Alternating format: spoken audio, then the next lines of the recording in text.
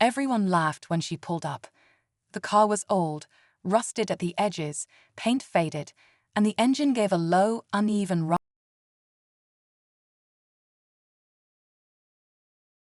Others shook their heads. In a parking lot full of sleek sports cars, polished chrome, and roaring engines, her little vintage ride looked completely out of place. She stepped out wearing jeans, a plain white tee, and a baseball cap, waving casually at the confused crowd. No one recognized her. No one cared to ask. They just saw an older model car and assumed it was junk. But what they didn't know was that under the dust and time-worn finish sat one of the rarest engines ever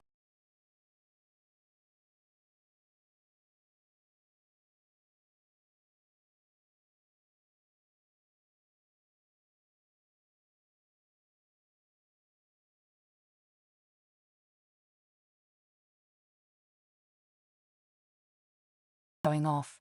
She cared about history, detail, and value most people would never understand.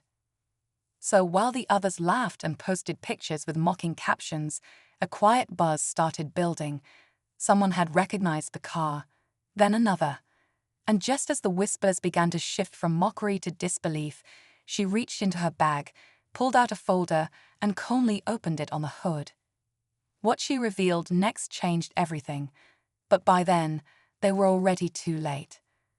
The folder she placed on the hood wasn't flashy, just a simple leather case. But what was inside had more value than any of the cars lined up nearby. One by one, she pulled out original documents, titles, restoration records, even handwritten letters from mechanics who had worked on legendary models. The papers were yellowed, stamped, and unmistakably authentic. A small crowd started to form, curiosity replacing mockery. Someone leaned in to take a closer look, then blinked in disbelief. Is that a 1967 Ferrari 275 GTB/4 NART Spider? He whispered, his voice shaking slightly. She just smiled and nodded. But that wasn't the only surprise. With a quiet confidence, she pointed across the street to an old, unmarked garage. "There's more," she said. Most didn't believe her. A few laughed again, but a couple of seasoned collectors started to feel uneasy. They recognized the details, the paperwork, the kind of proof you couldn't fake.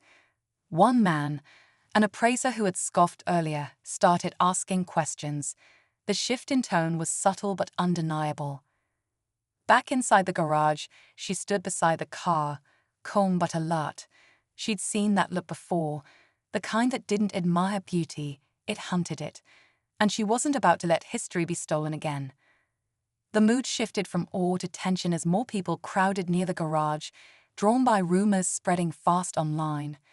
Videos were already circulating, headlines forming in real time. Asterisk hidden multi-million-dollar car collection discovered in small-town asterisk and asterisk woman's vintage cars shock collectors worldwide. Asterisk, but while some were excited, others had a different agenda. The man in the suit stayed near the edge, observing, calculating. He wasn't alone anymore.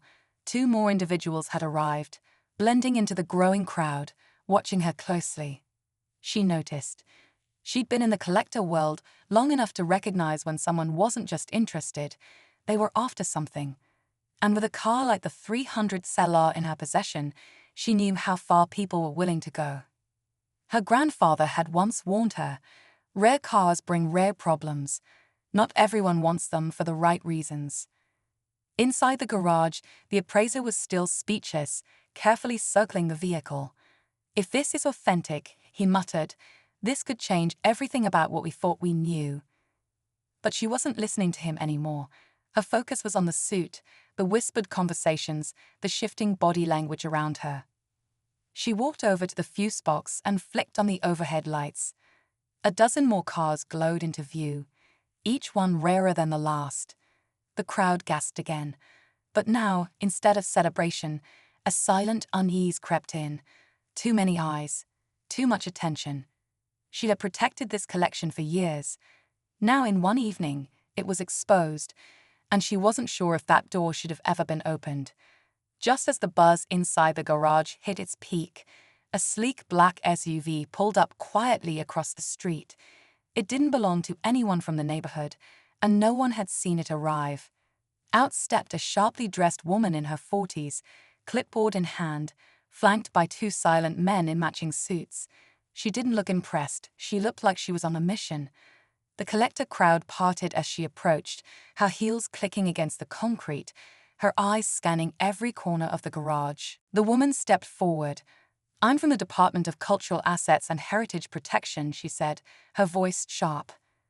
"We've received notice that an unregistered historical vehicle has surfaced, possibly more than one." The clipboard clicked open. "If these cars are original, they may fall under national preservation laws. That means they can't be sold, moved, or displayed without government clearance." The crowd froze. The man in the suit scowled. This was not part of his plan. The owner's expression didn't change, but her hands tightened slightly at her sides. "These cars were passed down legally. I've got the records." The woman in the suit didn't blink. "Then I hope you have every page, because if anything's missing, even one VIN number unverified, we seize the entire collection for investigation." The garage, once full of admiration, now felt like a trap. The collection was no longer just rare, it was now officially at risk. And somewhere in that silence, someone was already planning their next move. Without flinching, she turned to a nearby cabinet and pulled out a dusty red binder. It was old, frayed at the edges, but as she opened it, the room fell into stunned silence. Inside were original purchase agreements, signed appraisals from decades ago, and most importantly, certified government documents from her grandfather's private collection, proving legal ownership and historic exemption status for every car in the garage. She handed the binder to the official without a word. The woman in the suit flipped through it, her confident expression slowly tightening. Each page was authentic, time-stamped, and legally binding. "This changes things," she muttered. Her tone lost its edge. "These documents are rare. I didn't know this kind of exemption was still valid." The tension in the air shifted again, this time in her favor. The man in the tailored suit, realizing the government wouldn't interfere now, made his move. "I have a buyer overseas. They'll pay more than market." "Name your price," he said quietly, stepping closer. But she shook her head. "They're not for sale." His eyes narrowed. "You'll regret that." She met his stare calmly. "No, you will." And then came the twist. She pressed a button on her phone, and cameras mounted around the garage blinked red. A live stream began broadcasting. Thousands of viewers were now watching from around the world. The rarest car collection had just gone public, with her as the sole curator. It was no longer about value, it was about legacy. And now, the whole world was watching. The live stream quickly went viral. Car lovers, historians, and collectors from around the globe flooded the comments in awe.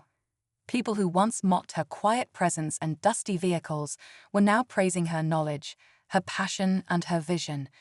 Within hours, autoblogs and vintage car channels were calling her collection a once-in-a-lifetime discovery, and experts were confirming what the documents already proved.